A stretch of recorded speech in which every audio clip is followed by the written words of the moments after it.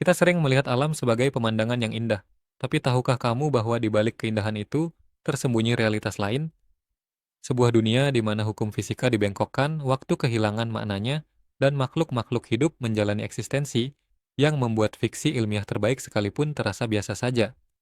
Di perairan tropis yang tenang, hidup ikan kecil bernama Mojara mata emas. Saat malam tiba, ikan ini melakukan ritual yang belum sepenuhnya dipahami sains. Matanya yang seperti bola emas ternyata mengandung kristal-kristal guanin yang disusun sedemikian rupa, sehingga bisa menangkap dan memfokuskan cahaya bulan yang paling redup sekalipun. Ikan ini tidak hanya melihat dalam gelap, ia menggunakan cahaya bulan sebagai proyektor untuk menerangi mangsanya yang bersembunyi di pasir. Namun keajaiban tidak berhenti di situ. Saat terancam, ikan ini bisa mengubah cahaya yang ditangkap matanya menjadi semburan kilatan menyilaukan, seperti pedang cahaya mini yang membuat predator bingung selama beberapa detik berharga. Ia adalah satu-satunya makhluk yang diketahui bisa menyimpan cahaya bulan dan menggunakannya sebagai senjata.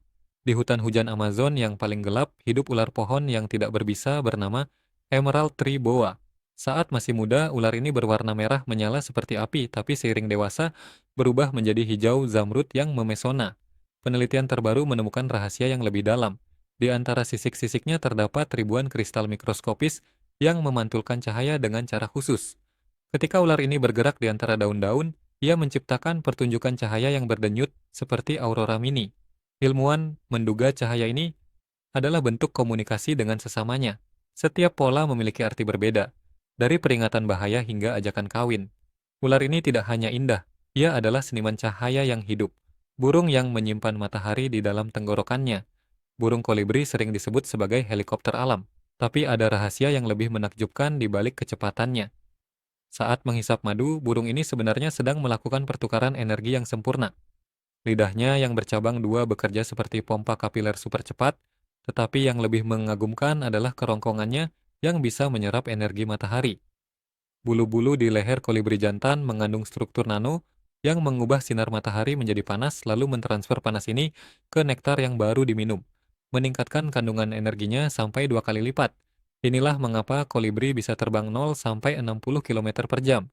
Dalam waktu 3 detik, mereka membawa pembangkit energi portabel di tubuhnya. Di perairan dangkal Karibia, hidup kepiting bernama dekorator crab.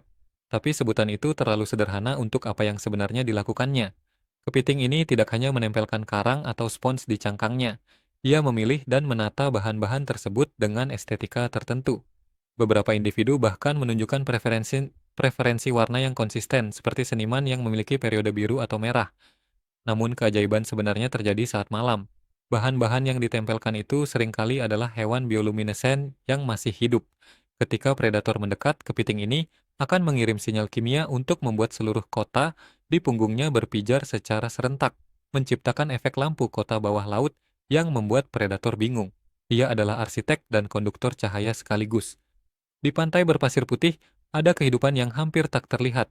Cacing laut rockworm tidak hanya menggali liang, ia membangun istana kristal mikroskopis dari silika. Dengan menggunakan lendir khusus yang mengeras seperti kaca, cacing ini menciptakan struktur menyerupai katedral gotik kecil di setiap butir pasir yang dilewatinya. Struktur ini berfungsi sebagai filter makanan yang hanya memperbolehkan partikel tertentu masuk, seperti sistem penyaringan canggih. Tapi yang benar-benar menakjubkan, saat air pasang surut dan matahari menyinari pantai, jutaan istana mikroskopis ini membiaskan cahaya menjadi pelangi mini, menciptakan permainan warna yang hanya terlihat oleh makhluk seukuran serangga. Cacing ini hidup di dalam karya seninya sendiri, kelelawar yang melihat dengan suara dan melukis dengan gema. Kelelawar menggunakan ekolokasi, tapi spesies kelelawar daun telinga besar melakukan sesuatu yang lebih dari sekadar navigasi. Gelombang suara yang dipancarkannya tidak hanya kembali sebagai gema. Ia menerima informasi 3 dimensi yang begitu detail hingga bisa membedakan jenis serangga dari pola sayapnya yang bergetar. Namun keajaiban sejati ada dalam cara otaknya memproses informasi ini.